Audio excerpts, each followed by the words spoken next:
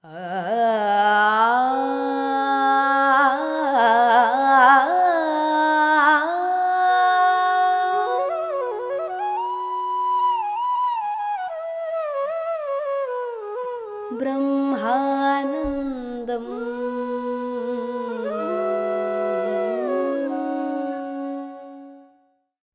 नमस्कार दोस्तों, ब्रह्मानंदम शो में एक बार आपका फिर मैं हार्दिक स्वागत करती हूँ। A thousand seeds of joy Anand Karneshwar द्वारा रचित ये किताब, इसमें से हम आपस में विवेक बांट रहे हैं। दोस्तों, हम अध्याय 33वें के जरिए गुजर रहे हैं, जिसका शीर्षक है शक्तिकृत स्त्री तत्व का उत्थान। तो आइए दोस्तों, इस अध्याय में हम आगे बढ़ते हैं। यहाँ पर आनंद कर्णेशी माँ से अपना अगला प्रश्न पूछ रहे हैं। कह रहे हैं कि माँ, क्या आप अपने बारे में हमें और भी कुछ बता सकती हैं? भले ही हम सब आपको एक आध्यात्मिक देवी के रूप में देखते हैं, पर ऐसे बहुत लोग हैं जो आपको भौतिक संपदा प्राप्ति के लिए आपकी प्रार्थना करते हैं। तो आप अपने बारे में हमें कुछ बताने का कष्ट करें माँ। माँ कहती है कि बेटा, जो संपत्ति है वो एक ऐसा शब्द है जिसे बदला जा सकता है और हर पीढ़ी में उसका अर्थ बदलता हुआ नजर आ सकता है। मतलब संपदा का अर्थ हमेशा एक जैसा नहीं होता। संपदा, संपत्ति, पर हर एक पीढ़ी इस संपत्ति शब्द को अपने रूप से व्यक्त करती है। पर तुम्हारे प्रश्न के जवाब में मैं संपत्ति क्या होती है, वेल्थ क्या होता है, इसे विस्तार पूर्वक बताऊंगी। माँ कहती है कि इस संपत्ति के 5 पहलू हैं। ये जो संपत्ति है मैं 5 प्रकार से प्रदान करती हूँ। पहला, मैं दुखों को आनंद में परिवर्तन करती हूँ। और इस दृष्टिकोण से देखा जाए तो मैं आध्यात्मिक संपत्ति की देवी हूँ, क्योंकि मैं सारे दुखों को आनंद में परिवर्तित करती हूँ। दूसरा, मैं जन्म की देवी हूँ। इसका मतलब किसी को गर्भदान देने में मैं आशीर्वाद प्रदान कर सकती हूँ। तीसरा, मैं भौतिक संपत्ति की देवी हूँ। तो जो भौतिक रूप से मनुष्य चाहता है वो सब प्रदान करने की क्षमता मुझ में है। चौथा, मैं सिर्फ एक देवी हूँ। आनंद कर्णेशी माँ से पूछते हैं, माँ, जब भी मैं आपके प्रवृत्ति के बारे में, आपके नेचर के बारे में, हमेशा आपके बारे में सोचकर, आपके बारे में ध्यान करके मैंने सिर्फ प्रेम और समृद्धि की भावनाओं को पाया, पर भौतिक संपदा प्राप्त करने के लिए आपकी पूजा करना, ये बात मुझे कभी नहीं समझ में आई। माँ कहती है, बेटा, जब हमें मालूम होता है कि हमारे अंदर जो है वो सही है, तब हमारे में से आनंद छलकता है। जो हमारे अंदर सत्य है उसे जानकर हमें बहुत खुशी होती है। जैसा कि तुमने कई बार ये महसूस किया कि मेरे बारे में जब भी तुमने सोचा तो तुम्हारे मन में प्रेम और समृद्धि की जागृति हुई। इस प्रकार मेरा ध्यान करके तुम्हें बहुत ही बड़ी संपत्ति मिली, प्रेम के रूप में, समृद्धि के रूप में। और इस ब्रह्मांड का यही जादू है, छोटे छोटे चीजों के गौर से सोचने पर, उन्हें गौर से देखकर हमारे जिंदगियों में महान परिवर्तन आ सकता है। जब भी हम हमारे जिंदगी के छोटे छोटे चीजों पर ध्यान देते हैं, तब हम उन छोटी छोटी चीजों के साथ उपस्थित रहकर, उनसे एक होकर एक महान आनंद की प्राप्ति को करते हैं। और उस पल वहां सिर्फ पूर्णता होती है, वहां कोई प्रकार का अभाव नहीं रहता। दूसरे शब्दों में, ऐसे पलों में और कुछ पाने की इच्छा नहीं रहती, और यह भी नहीं लगता कि मुझे कुछ नहीं मिल रहा, ऐसी बात नहीं हमें महसूस होती। मां आनंद कनिष्ठ जी से कहती है कि बेटा, तुमने मुझे इस प्रकार कई बार अनुभव किया है, अपने अंदर प्रेम और समृद्धि को जगाकर तुमने मेरे बारे में ध्यान किया है,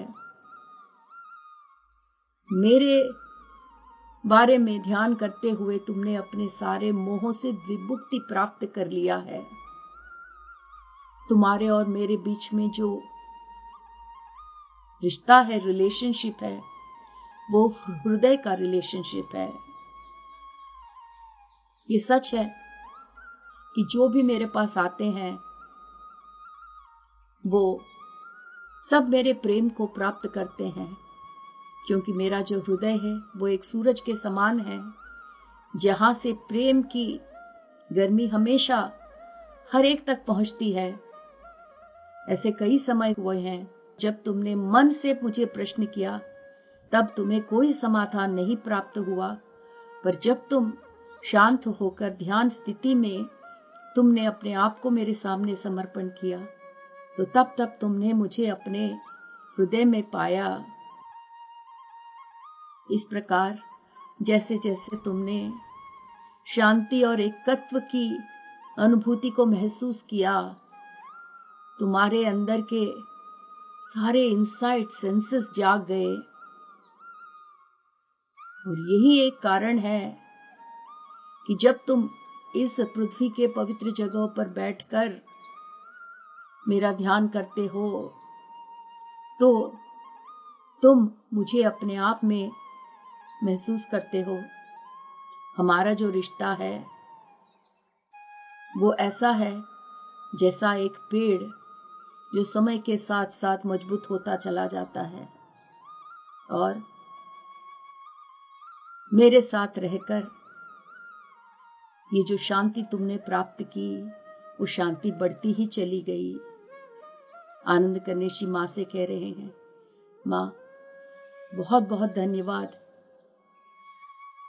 मैंने अपनी जिंदगी में कई लोगों से रिश्ते नाते जोड़े, और ऐसे कई समय थे कि मैंने अकेलेपन को महसूस किया, पर अब लगता है कि आप पर ध्यान करके मैं बहुत आगे बढ़ चुका हूं। ये बहुत सामान्य बात है मनुष्यों के लिए कि हम अकेलेपन और रिश्तों के बीच में झूलते रहते हैं, आगे पीछे होते रहते हैं। पर क्या ये सामान्य है? क्या ये सही है कि ये सारे मनुष्य जो भी हैं, कभी अकेलेपन में रहते हैं या फिर कभी रिश्तों में? मां कहती है, नहीं बेटा, ये सामान्य नहीं है। ऐसे कई लोग हैं जो अकेले रहकर बहुत शांति को प्राप्त करते हैं और शांति को बनाए रखते हैं। अकेला रहकर उस शांति की अनुभूति करते हुए वो प्रेम को अनुभव करते हैं, अपने आप से एकत्व में शांति से रहते हैं, क्योंकि हरेक के अंदर स्त्री तत्व और पुरुषत्व दोनों मौजूद हैं। तो ऐसे लोग जो शांति से अकेले में रहते हैं, वो अपने मन के अंदर शांति, सुकून और आनंद का अनुभव कर रहे हैं। पर मैं समझती हूं कि तुम्हारा प्रश्न क्या है। अगर तुम सूर्योदय, मध्याह्न सूर्य और सूर्यास्तमय, इन हर सूरज के अवस्था को देखो तो ये सारे समय बहुत ही सुंदर हैं। ऐसा नहीं कह सकते कि सूर्योदय सूर्यास्त से सुंदर है। हर एक पड़ाव सूरज के इस यात्रा में, हर एक पड़ाव सुंदर है। जो सूर्योदय है वो हमें हमारे कोमल प्रेम को जगाने जैसा है, जो बहुत ही साधारण और मासूमियत से भरा हुआ है और जिसे हम प्रकृति में रहकर अनुभव कर सकते हैं, इस धरती माँ के साथ रहकर अनुभव कर सकते हैं, अपने शरीर में जागरूकता से रहकर अनुभव कर सकते हैं। इस मासूमियत को, उसकी अनुभूति करने के लिए हमें कोई कष्ट करने की जरूरत नहीं है, कोई प्रयत्न करने की जरूरत नहीं है। जागरूकता के साथ अपने आप में रहकर हम इस सूर्योदय जैसे उदय होते हुए अपने प्रेम की अनुभूति कर सकते हैं।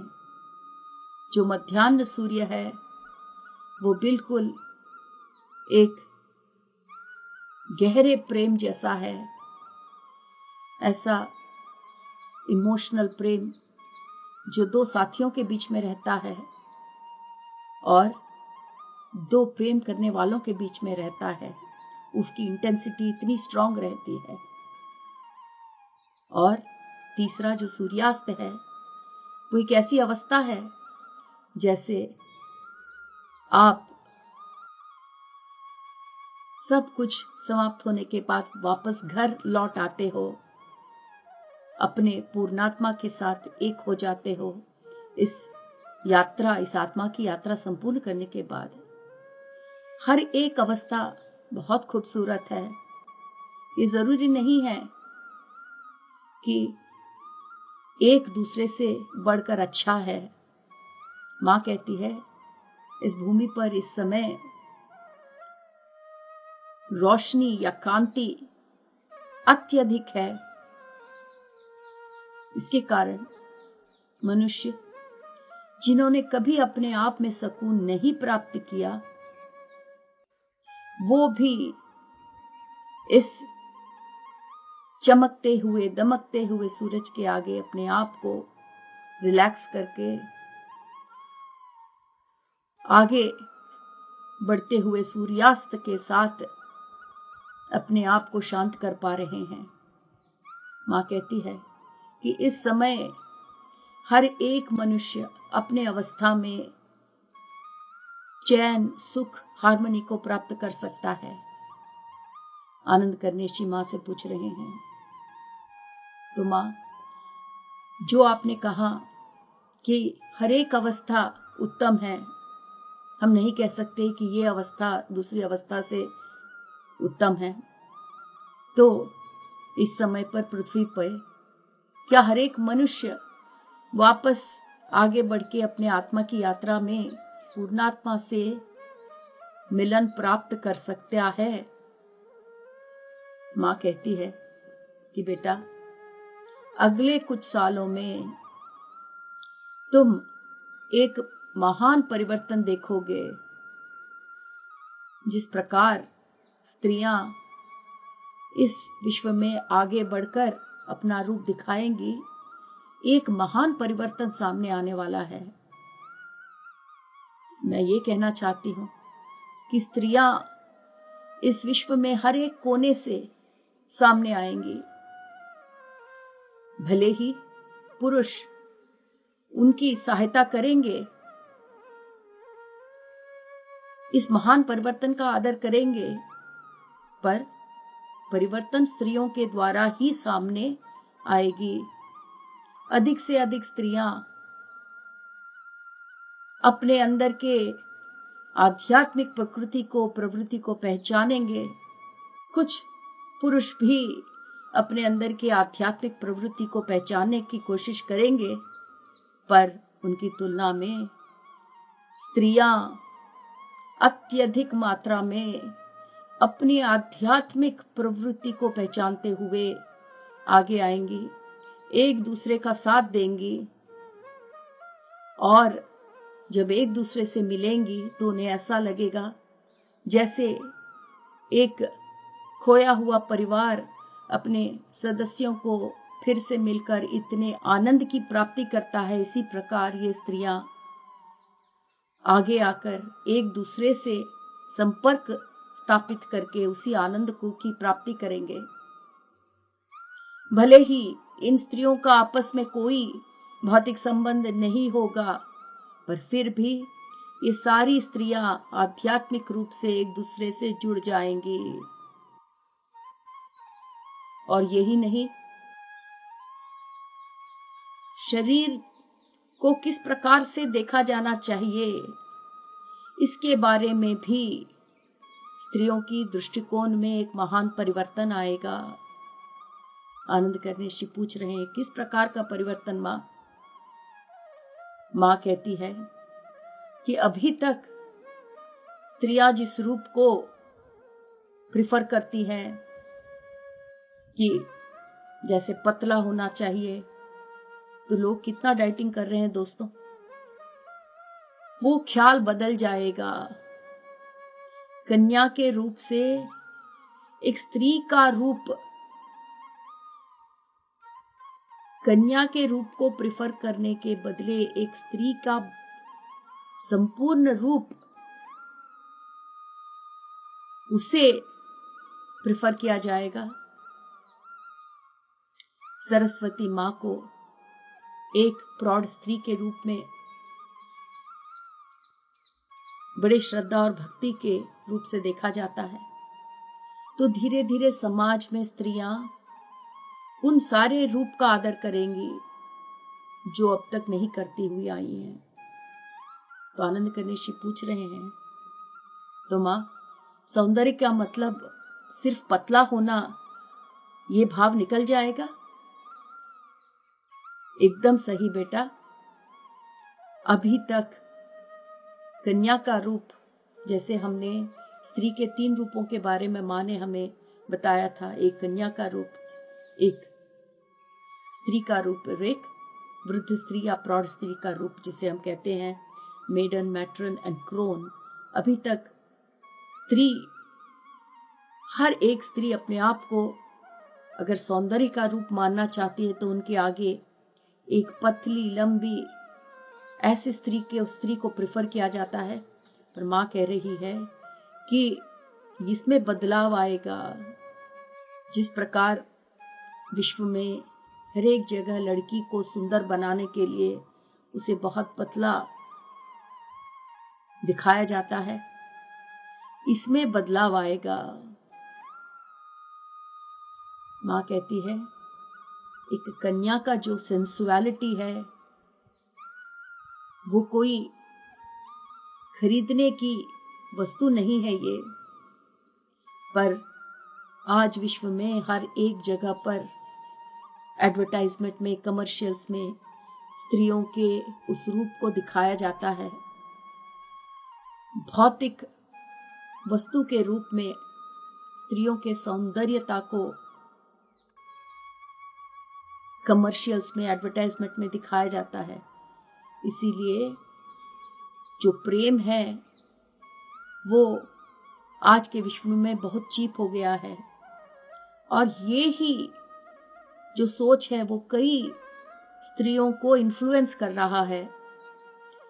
हर एक स्त्री उस कमर्शियल्स में, एडवर्टाइजमेंट में जो स्त्री का रूप दिखाया जाता है वैसा दिखना चाहती है, और स्त्री ही नहीं, पुरुष भी इसी प्रकार के स्टैंडर्ड को बनाए रखना चाहते हैं। इसको बैलेंस करने के लिए आगे आने वाले समय में जो स्त्री का रूप है वो धीरे धीरे प्रौढ़ स्त्री माने कि ऐसी स्त्री जिसे हम क्रोन कहते हैं, जिसने सारी जिंदगी देख ली है, ऐसी स्त्री के रूप को दर्शाया जाएगा। तो समय के साथ साथ ये समय का जो पेंडुलम है, वो स्त्री के एक रूप से दूसरे रूप की तरफ धीरे धीरे बढ़ता जा रहा है। जैसे जैसे एक प्रौढ़ स्त्री इस दुनिया में, इस विश्व में सब जगह एक कन्या के रूप के बदले में दर्शाया जाएगा, धीरे धीरे हम देखेंगे कि एडवर्टाइजमेंट्स में, कमर्शियल में भी लड़कियां नहीं दिखेंगी, प्रौढ़ स्त्री को ही दिखाया जाएगा। और इसके कारण स्त्री तत्व और पुरुषत्व में बैलेंस क्रिएट हो जाएगा। इसके कारण जो यंग लोग हैं, उनके पास काफी विवेक उन्हें प्राप्ति होगी। इसका मतलब ये नहीं है कि जवान लोग सब वृद्ध स्त्रियों के रूप में या बूढ़े लोगों के रूप में दिखना चाहेंगे, पर इसका मतलब ये है कि लोग, जो जवान बच्चे हैं, वो अपने लिए बेटर डिसीशंस, अच्छे निर्णय लेंगे। जो कन्याएं हैं, वो अपने अंदर के प्रेरणा को पहचानने की, उस पर विश्वास करने की कोशिश करेंगी और संयम से काम लेंगे। जो टीनेजर्स हैं, जो हमेशा एक दूसरे से कंपेयर करते रहते हैं,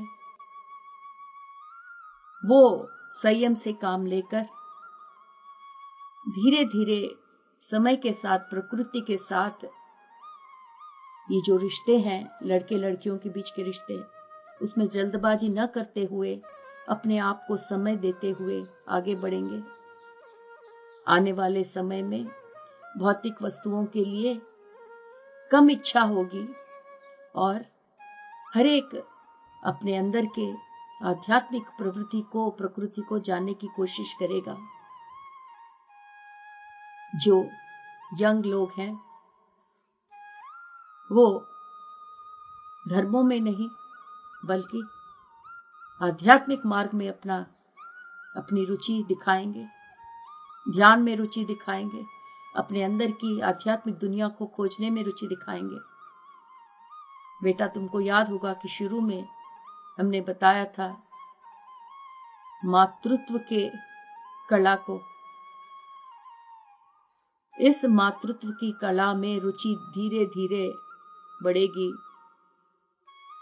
मुख्य रूप से वेस्टर्न कल्चर में, जहां पर मातृत्व पर ज्यादा ध्यान नहीं दिया जाता, धीरे धीरे वेस्टर्न कल्चर्स में भी मातृत्व की कला को जानने की इच्छा दिखाई जाएगी। आनंद कर्णेश जी मां से पूछ रहे हैं कि ये सब कैसे होएगा मां, कौन इंस्पायर करेगा? तो दोस्तों, आज का एपिसोड हम यहां समाप्त करते हैं। अगले एपिसोड में हम और विस्तार पूर्वक मां से जानेंगे कि ये सब करने के लिए इसके पीछे किसकी प्रेरणा होगी। धन्यवाद।